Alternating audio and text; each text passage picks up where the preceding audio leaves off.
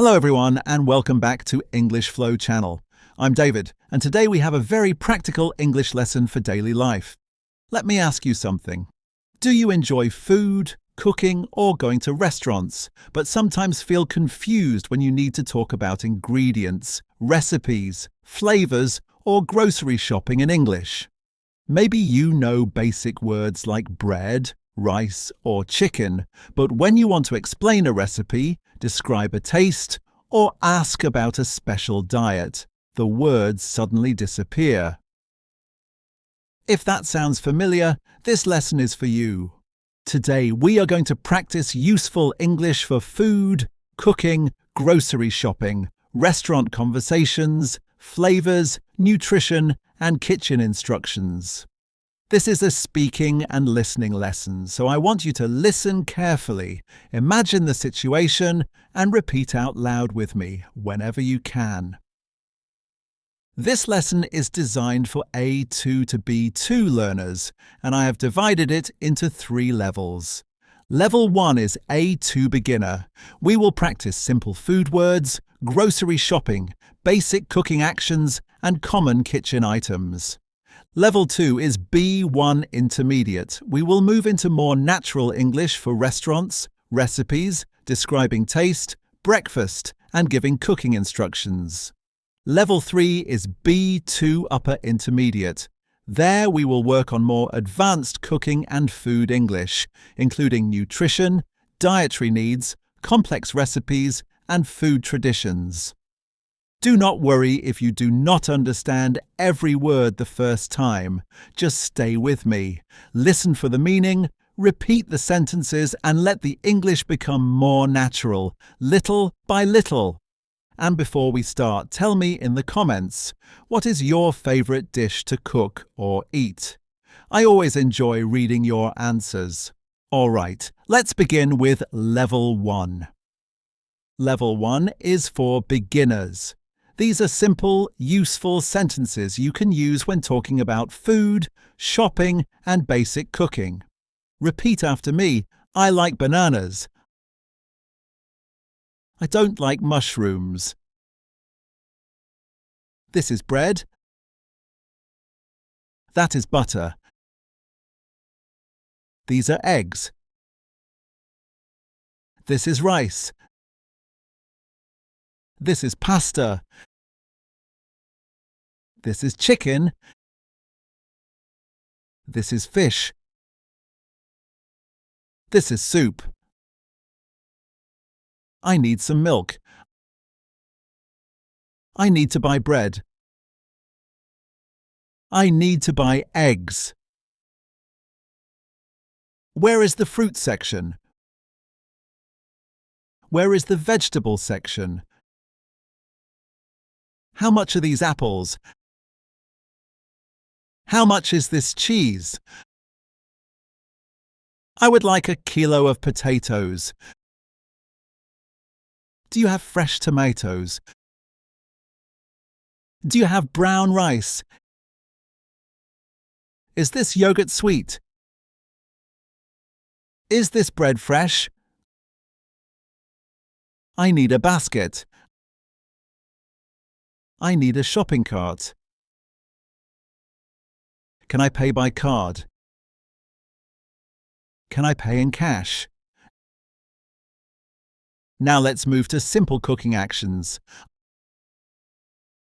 I wash the vegetables. I peel the carrots. I cut the onion. I chop the garlic. I slice the bread. I boil the water. I fry the eggs. I bake the potatoes. I cook the rice. I mix the ingredients. I stir the soup. I add some salt. I add some sugar. I open the oven. I close the fridge. Now some useful kitchen items. Where is the knife? Where is the fork? Where is the spoon? Pass me the plate. Pass me the bowl. I need a pan and I need a pot. I need a cutting board. I need a cup. I need a glass. This pan is very hot. The oven is ready. The food smells good. Dinner is ready. Very good. These are simple sentences, but they are very useful in daily life. If you can use these naturally, you already have a strong base. Now let's move to level 2. Level 2 is more natural and a little richer. Here we will talk about restaurants, recipes, taste, breakfast, and simple cooking instructions. Let's begin with restaurant English. Can I see the menu, please? Do you have today's special? What do you recommend? I would like the grilled fish, please. I'll have the chicken salad. Can I have the soup of the day? Do you have any vegetarian dishes? Do you have any vegan options? Does this dish contain nuts? Is this dish spicy? Can I have my steak medium? Can I have some extra bread? Could I get a glass of water? Could I have another coffee? I'll have the same as him. Could we have the bill, please? Can we pay separately? Can I pay by card? Thank you, everything was delicious. Now let's practice how to describe taste. This soup is too salty. The cake is very sweet. The lemon is sour. The coffee is too bitter. This curry is really spicy. The pasta is a little bland. It needs more pepper. It needs a bit more salt. This dish is delicious. The flavors are wonderful. This sauce is rich and creamy. The meat is very tender. The bread is fresh and soft. The salad is crisp and refreshing. I love the taste of this. Now let's talk about recipes and kitchen steps. First, chop the onion and garlic. Then heat some oil in a pan. Add the onion and cook for 5 minutes. Now add the tomatoes. Pour in the sauce slowly. Mix everything well. Let it cook on low heat. Stir it from time to time. Taste it before serving. Add more salt if needed. Serve it with rice. Serve it while it's hot. Now let's talk about breakfast. What do you usually have for breakfast? I usually eat toast and eggs. I usually have coffee and fruit. Sometimes I eat cereal with milk. Sometimes I just drink tea. I prefer a big breakfast on weekends. I like yogurt with honey. I like oatmeal with banana.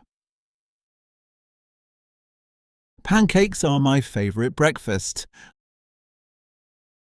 I never skip breakfast. Breakfast gives me energy. Now let's practice useful cooking instructions. Preheat the oven to 180 degrees. Wash your hands before cooking. Grease the baking dish. Use a sharp knife carefully. Be careful, the pan is hot. Do not burn the garlic. Do not overcook the vegetables. Let the meat rest for a few minutes. Let the cake cool before cutting it. Check the potatoes with a fork. Make sure the chicken is fully cooked. Clean the counter when you finish. Excellent! That was level 2. These are the kinds of sentences that help you sound more natural in everyday food and cooking conversations. Now let's go to level 3. Level 3 is upper intermediate. These sentences are longer, more detailed, and more expressive. They are useful when following more complex recipes, talking about nutrition, explaining food preferences, and discussing food culture. Let's begin with complex recipe English. Start by sifting the flour into a large bowl. Whisk the eggs until the mixture becomes smooth. Cream the butter and sugar together until light and fluffy. Gradually add the milk while stirring continuously. Fold the chocolate chips into the batter gently. Be careful not to overmix the batter. If you overmix it, the cake may become dense. Let the dough rest for at least 30 minutes. Cover the bowl with a clean kitchen towel. Roll out the dough on a lightly floured surface. Brush the top with a little melted butter. Bake it until the top turns golden brown. Let it cool completely before decorating it. A good sauce needs time to develop flavour. Homemade broth gives the soup a richer taste. Now let's move to nutrition.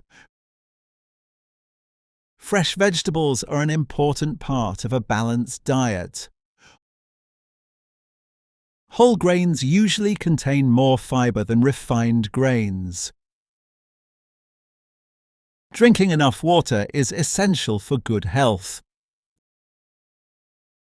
I'm trying to reduce my sugar intake. I try to avoid highly processed food. Home-cooked meals are often healthier than fast food. Protein helps your body build and repair muscle. Healthy fats are also important in moderation. It is better to eat a variety of foods. I try to make my meals more balanced. Now let's talk about dietary restrictions and special requests. I'm allergic to shellfish. I am lactose intolerant, so I avoid dairy products. I follow a gluten-free diet. I am vegan, so I do not eat any animal products. I'm vegetarian, but I still eat eggs. Does this sauce contain any hidden sugar? Could you prepare this without butter? Can you make this dish without oil? I need a low-salt option for health reasons. Please check whether this contains peanuts. I cannot eat spicy food. I am trying to avoid fried food. Now let's continue with grocery shopping in more detail. Where can I find organic vegetables? Do you sell imported olive oil? I'm looking for high-quality dark chocolate. Do you have any discounts on fruit today? Could you slice this cheese for me, please? What is the expiration date on this yogurt? I usually prefer seasonal produce. These tomatoes look very fresh. Do you offer home delivery? Could you pack this separately, please? I forgot my reusable bags. Can I buy a paper bag here? Now let's finish with cooking tips and food traditions. In my family, we always eat together on Sundays. In my culture, rice is served with many meals. My grandmother taught me how to make this soup. A small pinch of salt can improve the flavour. The secret to a good pasta sauce is patience. Always taste the food while you cook. Seasoning should be adjusted little by little. Never leave hot oil unattended in the kitchen. A good cook learns through practice and mistakes. Cooking becomes easier when you stay calm and organized. Food brings people together in every culture. One of the best ways to learn English is through daily routines like cooking. Fantastic! You have now completed all 3 levels. That means you now have practical English for food names, grocery shopping, basic cooking, restaurant conversations, flavors, recipes, nutrition, dietary restrictions, and food traditions. And that is very useful because food is part of daily life. You can practice this English almost every day. In fact, the kitchen is one of the best places to practice English naturally. Here is your mission. The next time you cook, shop, or eat, try to use English. Name the ingredients in English. Describe the taste in English. Say the cooking steps in English. Even simple sentences like, I am cutting the onion, or this soup needs more salt, are powerful practice. You do not need to be perfect. You just need to use the language. And remember, this kind of English grows through repetition. So come back to this lesson, listen again, repeat again, and use the sentences in your real life. If this lesson helped you, please like the video, subscribe to English Flow channel, and share it with a friend who loves food, cooking, or learning English. And now tell me in the comments, what is your favorite dish to cook, and why do you love it? Thank you so much for practicing with me today. Keep cooking, keep speaking, and keep enjoying your English. I'll see you in the next lesson.